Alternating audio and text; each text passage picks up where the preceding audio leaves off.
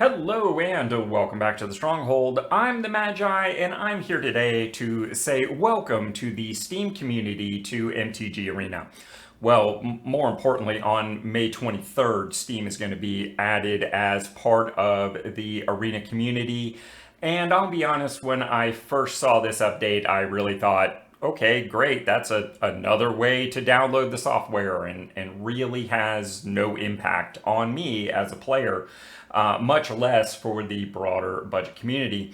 But as I thought about this over a longer period of time, I realized I was wrong, and there is a lot of potential impact here, including some significant potential savings for us as a budget community. But before we get into all that, we here at the Stronghold are officially on the road to 1,000 subs. And guess what? When we get there, we're going to give away an account. So if you're part of the 2/3 of viewers that routinely watch my content but haven't subscribed yet, go ahead and get in, player, because we're going to be doing some magic. Now, what were we talking about? Oh yeah, right.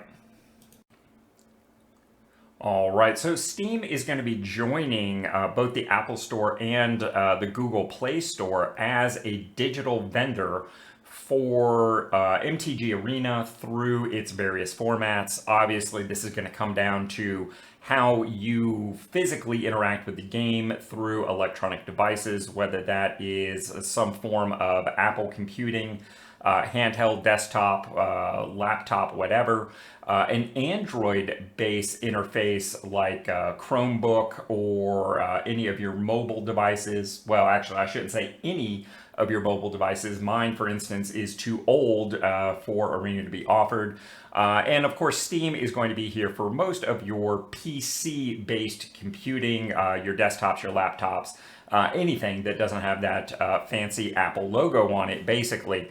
And that is a pretty broad category. I think you're talking about the vast majority of gamers just through those three interfaces. And of course, that's not all. As recently as February of 2023, Hasbro CEO Chris Cox specifically cited editions of PlayStation and Xbox coming in, well, what can only be called the near future. And with those additions on the horizon, things like Nintendo or more corner case entertainment systems really can't be too far behind, potentially.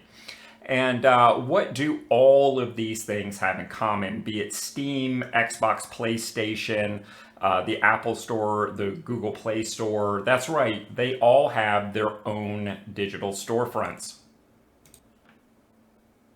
And all of that comes down to what I believe is an indicator that Wizards of the Coast is looking to get out of the digital transaction business, and very wisely so. By doing so, they potentially trade away a large chunk of their overhead and fraud potential and pick up a new customer base through these various sources like Steam or PlayStation or Xbox, and do so at what is probably a very reasonable minor commission rate on the transactions. This positions them very, very strongly to move into the future. And this, of course, spells potential benefits for us as a budget community.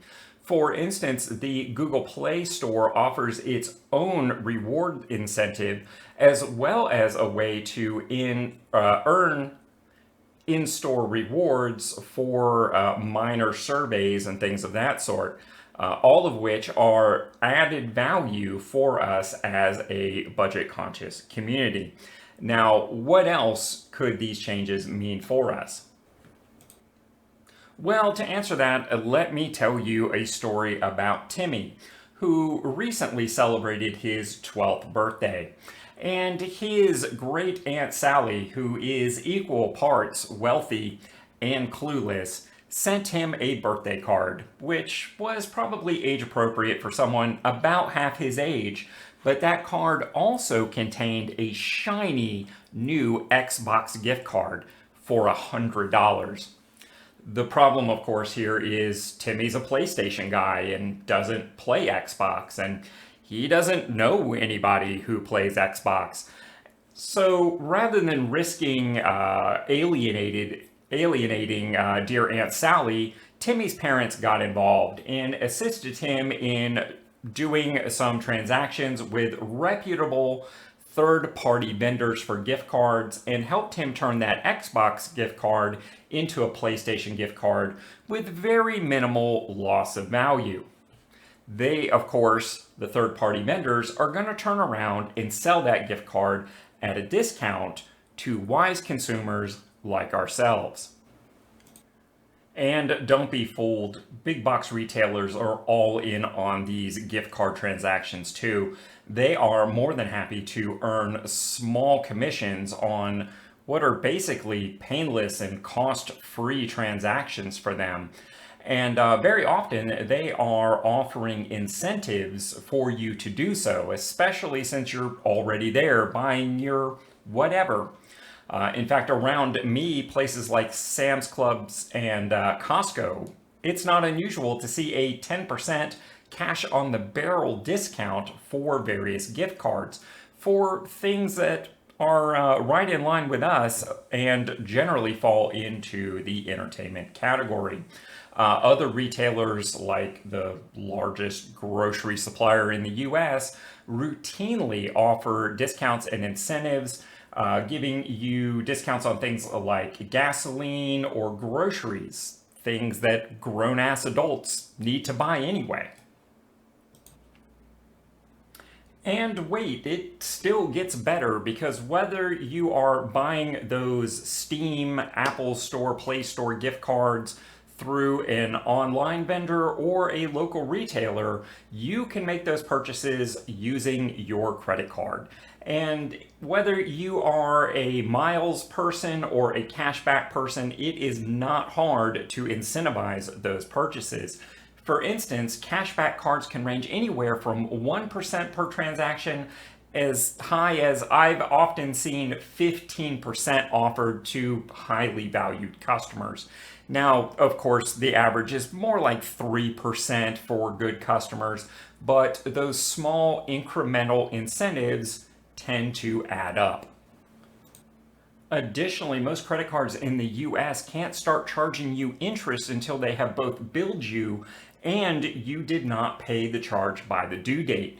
And that means you could be getting an on average 45% interest-free loan. And meantime, those funds are sitting in your bank earning you interest that you in turn are not paying to the credit card companies. And let's not forget, we've talked before about the fact that you get more value by doing less frequent, larger transactions when you do things like buy gems on Arena. The $5 package nets you 150 gems, whereas the $100 package nets you 200 gems per dollar. That's like a 33% increase in value just by doing a larger transaction at a given moment. When you start looking at the net effect of things like volume incentives, discounts, cashbacks, and interest impacts, it's not hard to reach a point where you're paying below 50 cents on the dollar for what you're ultimately getting. And folks, this is why they talk about the rich get richer, because you reach a point where you're not really paying for the things that you are buying and consuming because of factors like this having a cumulative effect. And in fact, if you do something crazy like monetize your hobby by, I don't know, being a YouTube content creator, many of these cash outlays have potential to be tax deductible, lowering your real costs even more. And in fact, in some corner case scenarios, you can start turning a small profit just through transactional volume.